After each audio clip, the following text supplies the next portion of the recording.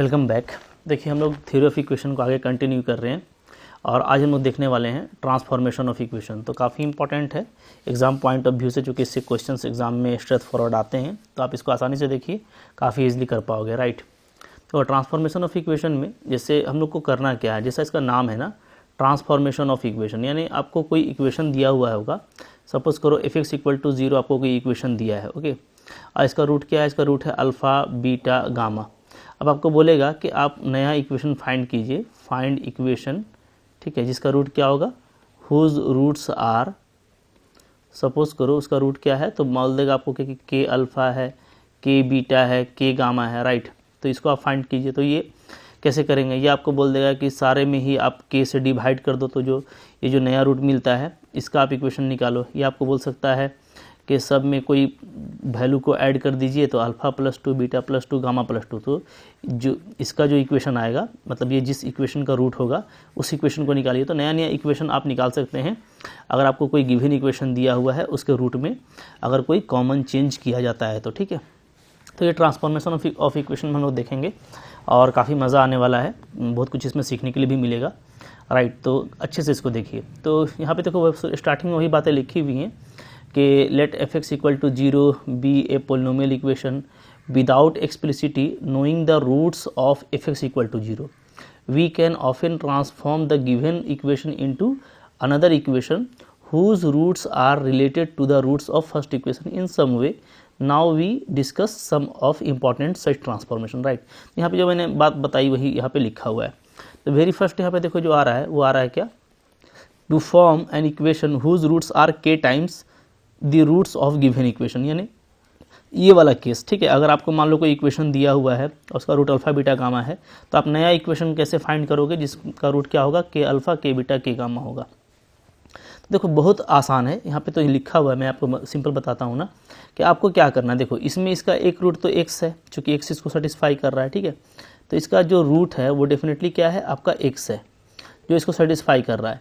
आप क्या कर देना, आपको एक नया इक्वेशन चाहिए जिसका रूट क्या है, जिसका रूट इसके k टाइम्स है, यानी आपको kx होना चाहिए रूट। तो इस kx को आप y मान लेना। So put y = kx। तो यहाँ पे तो चूँकि x है तो आपको तो x ही पुट करना है, तो दिस इम्प्लाइज x = y/k। तो आप क्या करना कि x के प्लेस पे आप y/k पुटअप कर देना, जो नया इक्वेशन आएगा वो आपका फाइनल इक्वेशन होगा, बस वही है। यहाँ पे देखो वही बातें लिखी हुई हैं, ठीक है। तो इधर आप देख सकते हो डेफिनेटली वही चीज़ है कि क्या किया गया है, आप देख पाओगे, ठीक है। चूँकि α1 से लेके αn तक इसका रूट है, n डिग्री इक्वेशन है, तो exactly it have n roots. तो आप फिर इसको हम लोग कैसे लिख सकते हैं, अगर इसका n रूट ऐसे है तो आप इसको जनरल अर्थमेटिक से आप इसको इस तरीके से लिख सकते हो, राइट। अब जैसा मैंने आपको बताया कि आपको क्या करना है, इंपॉर्टेंट चीज़ ये है, देखो y = kx आपको पुट करना है, ठीक है। जैसा मैंने आपको बताया, तो आप इक्वेशन 2 में पुट करोगे तो आपको ये आ जाएगा, ओके। तो ये अब जो है तो डेफिनेटली यहाँ से ये पता चल रहा है कि जो भी इस फॉर्म का है यहाँ पे राइट, इसको आप एलसीएम लोगे तो क्या आ जाएगा, एलसीएम लोगे तो आपका आएगा के अल्फ़ा 1 के अल्फ़ा 2 के अल्फ़ा 3। तो डेफिनेटली इसके लिए जो रूट सब हमको मिलने वाला है वो क्या है, के अल्फ़ा 1 के अल्फ़ा 2 के अल्फ़ा n है। तो ये तो बस यहाँ पे वेरीफाई करके बोला गया है, ठीक है। ये सब अभी देखो प्रूफ का कोई ज़रूरत नहीं हम लोग को ना, हम लोग को बस इंपॉर्टेंट चीज़ें समझनी है कि हमको क्वेश्चंस कैसे करने हैं, ठीक है। तो वो चलो हम लोग फाइनली करेंगे अभी, बट इसको भी थोड़ा देख लो तो इससे भी आपको कुछ इन्फॉर्मेशन मिल जाएगा। तो अब रिक्वायर्ड इक्वेशन क्या आ जाएगा, तो सिंपली जो आपका f(x) था, ऊपर आप देख लो अच्छे से क्या था हमारा f(x), तो जो मेरा f(x) था यहाँ पे, राइट, ये इस इक्वेशन में, यहाँ पे x के प्लेस में मैंने y/k डाल दिया है। तो डालने से देखो आपका ये आ गया, और इसको आप एलसीएम लोगे तो ये आ जाएगा, राइट। अब आप देखो जो इक्वेशन आया है वो क्या आया है, तो इक्वेशन आपका आया है, ठीक है। पहले क्या था, तो ओल्ड इक्वेशन ये था, ऐसे मतलब मैं थोड़ा समझा रहा हूँ, ठीक है। a0xn + a1x⁴n−1 + a2x⁴n−2 going to so on an = 0, ये, ठीक है। और नया इक्वेशन क्या आया है, तो नया इक्वेशन देखो आया है आपका a0yn plus, right, k a1y⁴n−1 plus k² a2y⁴n−2, right. और आपका लास्ट में kn और an = 0, ये आया है, ठीक है। थोड़ा सा आप अच्छे से देखो, याद रखो कि चूँकि इक्वेशन है ना, तो इक्वेशन है तो वेरिएबल तो आप फिर उसको नया वेरिएबल के फॉर्म में लिख सकते हो। यहाँ पे हम इसको x ही बोल सकते हैं और इस न्यू को हम ऐसे लिख सकते हैं a not y a not x N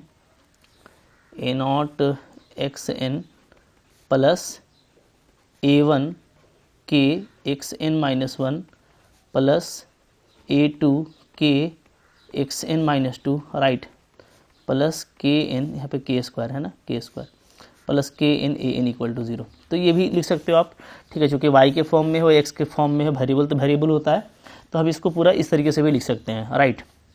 तो अब देखो ओल्ड वाला ये है, ये आपका न्यू वाला है, ठीक है, ये न्यू वाला नीचे वाला लिख दिया मैंने। इसमें फ़र्क क्या था आप ये देखोगे सिंपली ना, इसका मतलब ये है कि अगर आपको k टाइम्स करना था या नया आपको ऐसा इक्वेशन चाहिए था जिसका रूट जो है पुराने वाले रूट का k टाइम्स हो, तो सिंपली आपको क्या करना है, आपको पहले वाले में 1 से मल्टीप्लाई करना है, देखो यहाँ पे 1 से ही मल्टीप्लाई किया, सेम रहा। दूसरे वाले में आपको k से मल्टीप्लाई करना है, देखो k रहा। तीसरे वाले में आपको k स्क्वायर से मल्टीप्लाई करना है, देखो यहाँ पे k स्क्वायर आ गया है, ठीक है। इसी तरीके से ये बढ़ता जाएगा k क्यूब से, k4 से, और लास्ट वाले में kn से मल्टीप्लाई करोगे तो सिंपली, मतलब अगर आप लॉजिकली याद रखना चाहते हो तो आप ऐसे याद रखो कि हम लोग जो कोएफिशिएंट्स है स्टार्टिंग फ्रॉम लीडिंग कोएफिशिएंट उसको 1 के स्क्वायर अप टू kn तक मल्टीप्लाई कर देंगे तो हमको नया इक्वेशन मिल जाएगा। तो इससे आप क्विकली भी क्वेश्चंस कर पाओगे, राइट। तो बट इम्पॉर्टेंट क्या है, इम्पॉर्टेंट यही है कि y equal to k x put करना है, and this is very simple because we have to find a new equation which whose roots are k times of older. जो old था उसका k टाइम्स चाहिए था भाई, तो सिंपली k करना, कुछ दमखम नहीं है। देखो इसमें क्या है कि एक यहाँ पे अलजेब्रा आपको बताया जा रहा है पूरा अर्थमेटिक, ठीक है, बट दमखम यहाँ पे नहीं है। मैं अगर आपको एक क्विक एग्जाम्पल दिखाऊँ तो अच्छा चलो पहले मैं बात कर लेता हूँ। तो देखो यहाँ पे बोला गया ना कि 10, देखो सारी बातें लिखी हैं, ठीक है, whose roots are k times the roots of given equation, we have to multiply the coefficients. तो आपको क्या करना है, आपको इसको मल्टीप्लाई करना है, जैसे मैंने आपको बताया 1 से स्टार्ट करना है, 1 के स्क्वायर kn माइनस 1 kn तक आपको मल्टीप्लाई कर देना है, आपको नया इक्वेशन आ जाएगा। बट इंपॉर्टेंट वही है, y equal to k x put करना है, ठीक है। यहीं पे मान लो कि जैसे आपको सिर्फ बोलता है कि भाई आप एक नया इक्वेशन निकालो whose roots are the negative of the roots of given equation. तो आपको उसमें सिंपली क्या करना है, सिंपली आपको मल्टीप्लाई कर देना है कोएफिशिएंट को, अल्टरनेट 1 माइनस 1 1 माइनस 1 इस तरीके से, ओके। जैसे मैं आपको कुछ क्विक एग्जांपल दिखाता हूँ। सपोज करो मैं एक एग्जांपल लेता हूँ, एग्जांपल है हमारे पास में, लेट मान लो कोई इक्वेशन दे रखा है x cube plus x square plus 1 equal to 0, okay. ये इक्वेशन है, इसका रूट्स है have roots alpha beta gamma. Then आपको बोलेगा फाइंड इक्वेशन, आपको इक्वेशन निकालना है क्या, हैविंग रूट्स, जिसका रूट क्या है, जिसका रूट है 3 अल्फ़ा 3 बीटा 3 गामा, राइट। तो अब आप यहाँ पे मान लो कि जो है आपको कुछ ऑप्शन भी दे देगा ना, तो आपका ये MCQ क्वेश्चन हो गया। तो आपको करना क्या है, करना कुछ नहीं, जैसा मैंने अभी बताया आपको कि आप पहले इसको देखो, यहाँ पे सिस्टमेटिकली आप लिख लो ना, एक्स क्यूब एक्स स्क्वायर, अब x का कोएफिशिएंट नहीं है तो 0x प्लस 1, तो ये आपका हो गया क्या, जो आपका ओल्ड इक्वेशन जो आपको दिया हुआ है, ठीक है। तो न्यू करने के लिए क्या करना पड़ेगा, तो सिंपली अगर आप यहाँ पे देखो 3 है तो आप क्या करो, आप 1 से स्टार्ट करना है, पहले आप 1 से मल्टीप्लाई करोगे एक्स क्यूब ही रहेगा, फिर आप 3 से मल्टीप्लाई करना तो 3x स्क्वायर, फिर आप 3 का स्क्वायर से मल्टीप्लाई करोगे तो 3 स्क्वायर एक्स, ओके। और फिर आप क्या करोगे, फिर आप मल्टीप्लाई कर दोगे यहाँ पे 1 से 3 का पावर क्यूब से, तो 3 का पावर क्यूब इक्वल टू 0, ये आ जाएगा। तो आप देखो आपका इक्वेशन क्या आ जा रहा है, तो आपका इक्वेशन यहाँ पे आ जा रहा है क्या आ जाएगा जी। तो अब आपको यहाँ पे ये ध्यान देना है ना कि जो पुराना वाला है वो तो रहेगा ही रहेगा ना, तो यहाँ पे आपको 0 भी तो होगा, चूँकि 0 है तो सेम टू देखो सेम इक्वेशन रहेगा, सिर्फ आपका के स्क्वायर ये बढ़ता है ना, तो कोएफिशिएंट जो है 1 1 वो तो रहेगा ही रहेगा, तो यहाँ पे कोएफिशिएंट 0 है तो रहेगा, तो ये आपका फिर से क्या हो जाएगा, 0 ही हो जाएगा। तो मैंने लिखने के लिए इसलिए बोला ताकि आपको पता चले कि 3 स्क्वायर इसमें गायब हो गया, तो आपको लास्ट में 3 क्यूब देना है, ठीक है। तो फाइनली जो इक्वेशन आ जाएगा वो क्या आ जाएगा, x cube plus 3x square plus 27 equal to 0। तो ये आपका करेक्ट आंसर हो गया, जो कि यहाँ से आपका आ गया।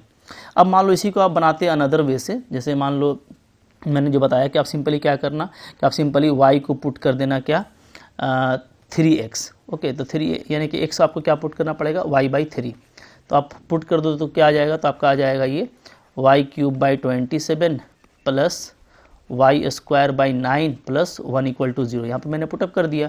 अब एलसीएम लोगों तो क्या आ जाएगा, तो आपका आ जाएगा y cube plus 3y square plus 27 equal to 0। ये आ रहा है, जिसको मैं फर्दर क्या है इसी तरीके से लिख सकता हूँ x के टर्म में। ओके, तो अगर आपको MCQ में ऑप्शन देगा तो x में ही देगा जनरली, तो आप जो है मतलब वहाँ पे उसको x में कन्वर्ट करके देख लेना, ठीक है। तो दोनों तरफ से एक ही आंसर आता है, तो आप जिसको भी चाहो एग्ज़ाम में अप्लाई करना। तो इम्पॉर्टेंट है कि आपको ऐसा क्वेश्चन छोड़ के नहीं आना है, बहुत सिंपल क्वेश्चन होता है, ठीक है। छोड़ के आओगे तो भाई बहुत मिस्टेक हो जाएगा, ठीक है। इसी तरीके से एक मैं क्विक एग्जांपल आपको और दिखाता हूँ। एग्जांपल नंबर 2, सपोज करो कि आपके पास में कोई इक्वेशन है, ठीक है, x4 minus x cube plus 3x square minus 2x plus 1 equal to 0, ये है। ओके, और आपको बोलेगा कि इसका जो भी रूट है, ओके, तो आपको क्या बोलेगा, आपको बोलेगा फाइंड इक्वेशन हुज रूट्स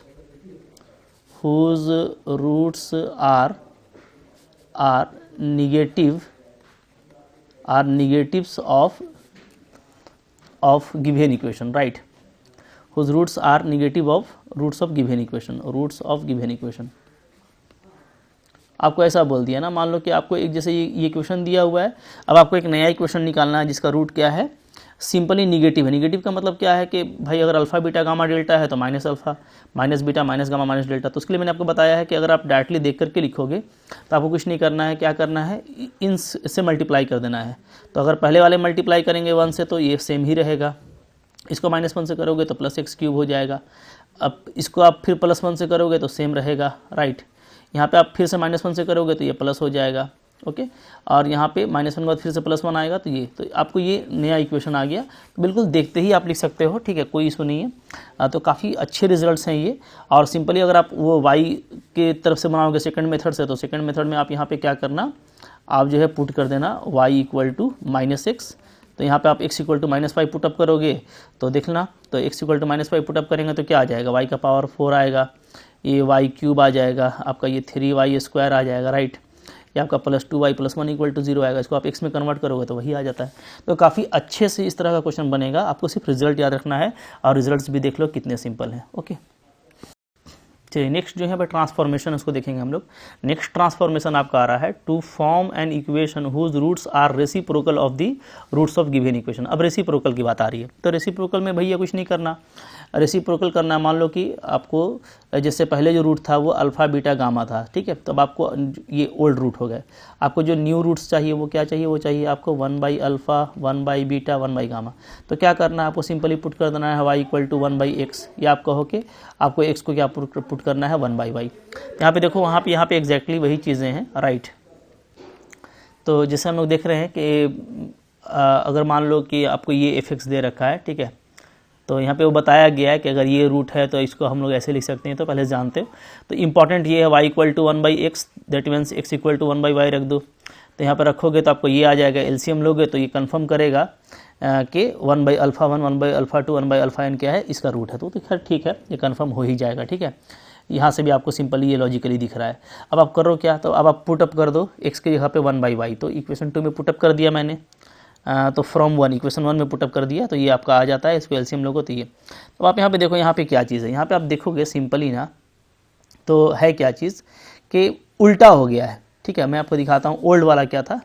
देखो ओल्ड वाला इक्वेशन था आपका यहाँ पे, ये रहा हम लोगों का ओल्ड वाला इक्वेशन, यस, ये था आपका a0xn plus a1xn-1 plus dot dot dot an equal to 0, ये था।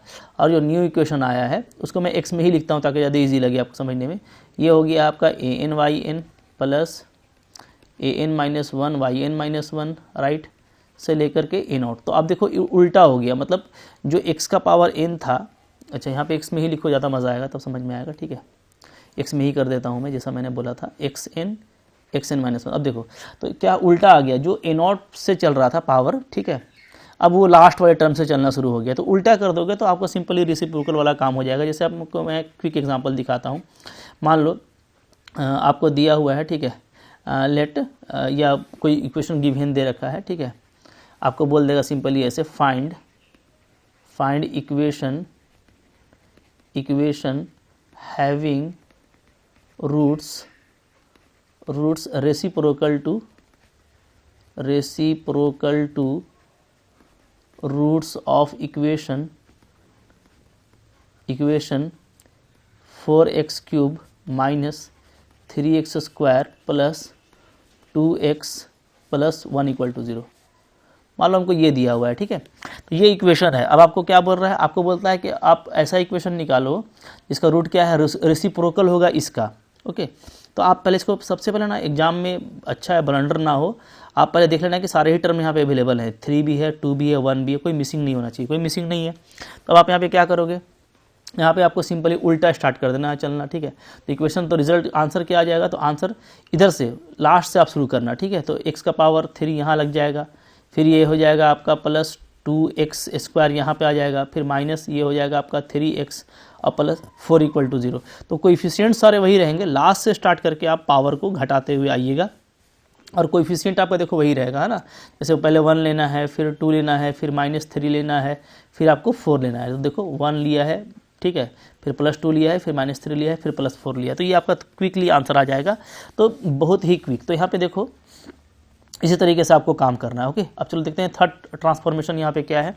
तो थर्ड जो ट्रांसफॉर्मेशन है, तीसरा नंबर, वो है यहाँ पे देखो, बोलता है to form an equation whose roots are less by h, ठीक है। जैसा मैंने शुरू में आपको बताया था कि सपोज करो कि अगर रूट्स आपका अल्फ़ा बीटा गामा है, ओल्ड रूट, तो आपको बोलता है कि आप ऐसा इक्वेशन निकालिए जिसका नया रूट क्या हो, इसका नया रूट हो alpha minus H, beta minus H, gamma minus H, ऐसा, या एच का कुछ वैल्यू हो सकता है, अल्फ़ा -2, बीटा -2, गामा -2, ठीक है। ऐसा इक्वेशन आपको निकालना है जिसका रूट ये हो। तो कुछ करना नहीं है भाई, अब सिंपली क्या करोगे, y = x - h पुट कर देना। तो जो पुट करना है वो ज़्यादा इंपॉर्टेंट है। देखो तो यहाँ पे इसका मतलब क्या होगा कि x = y + h रखेंगे, राइट। अब देखो जैसे ही आप x = y + h रखोगे इक्वेशन 1 में, तो आपको जो है ये इस तरह का आ जाएगा, कहाँ पे, ठीक है। ये तो खैर ये दे रहा है, कंफर्म कर रहा है कि इसका रूट है। पुट करेंगे देखो ये आ जाएगा, ये आ गया आपको पुट करने से, ठीक है। x = y + h। अब x = y + h, अब यहाँ पे आपको बाइनोमियल एक्सपेंशन करना, कोएफिशिएंट बाइनोमियल थ्योरम। तो बाइनोमियल थ्योरम से जैसे यहाँ पे इसको एक्सपेंड करेंगे, इसको एक्सपेंड करेंगे, तो हमको क्या मिलेगा, y का पावर n में कुछ टर्म मिलेगा, y का पावर n - 1 में कुछ टर्म मिलेगा। तो हमको इस तरह का एक इक्वेशन मिलेगा, राइट। अब देखिए यहाँ पे y को जब मैं x - h रखता हूँ, राइट, क्योंकि मेरे को क्या करना था, y को x - h ही रखना था ना। तो जब फर्दर आप इसमें y को x - h रखेंगे ना, तो आपको ये इक्वेशन मिलेगा, ठीक है। और आप इसको सिंप्लीफाई करेंगे तो आप देखेंगे ना कि ये जो इक्वेशन 4 है और जो इक्वेशन 1 है वो एग्जैक्टली बिल्कुल सेम आ जाएगा, बिल्कुल सेम, ठीक है। जो इक्वेशन जहाँ से आप स्टार्ट किए थे वो इक्वेशन, तो डेफिनेटली चूंकि उसमें आपने y = x - h यानी x = y + h रख के चला था आपने, और फिर आप उसमें फिर से जो भी इक्वेशन आएगा उसमें जब आप y = x - h अगेन रखोगे तो ये एग्जैक्टली वही आ जाएगा, ऊपर ही वाला इक्वेशन, राइट। तो यानी 1 और 4 आपका सेम इक्वेशन है। अब आप समझिए जो मेरा रिक्वायर्ड इक्वेशन है वो क्या है, वो ये हमारा ये है, ये हमको टारगेट है, ये हमको निकालना है। तो यहाँ पे देखिए हमको एक्चुअली कोएफिशिएंट चाहिए b0, b1, bn कि इसका वैल्यू क्या होगा।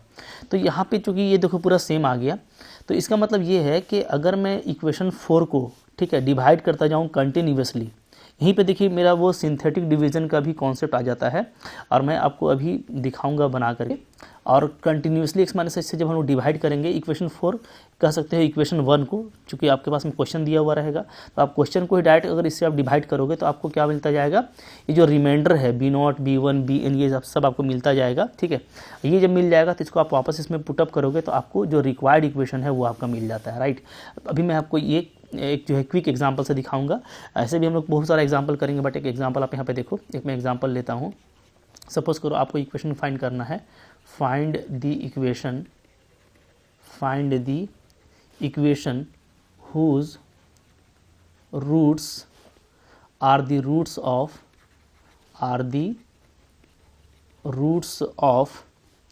x to the power 5 + 4x³ -x² + 11 = 0। Okay, तो इसका जो रूट है ना, वही रूट आपको लेना है इच डिमिनिस्ड बाई 2। ये ले लेते हैं इच डिमिनिस्ड, अच्छे से लिख देता हूँ इसको, इच डिमिनिस्ड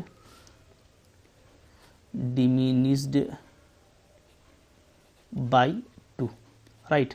मतलब कि जो भी आप रूट लेंगे तो आपको ये देखना है कि इसका जो भी रूट होता है वही रूट होगा, बट क्या होगा, अल्फ़ा उसमें 2 कम होगा, यानी अगर इसका रूट सपोज करो कि अगर आपका अल्फ़ा बीटा गामा है, ये अगर आपका है तो न्यू वाला जो आएगा, जो नया वाला आएगा वो क्या आना चाहिए, अल्फ़ा -2 बीटा -2 गामा -2, ठीक है, ये आना चाहिए।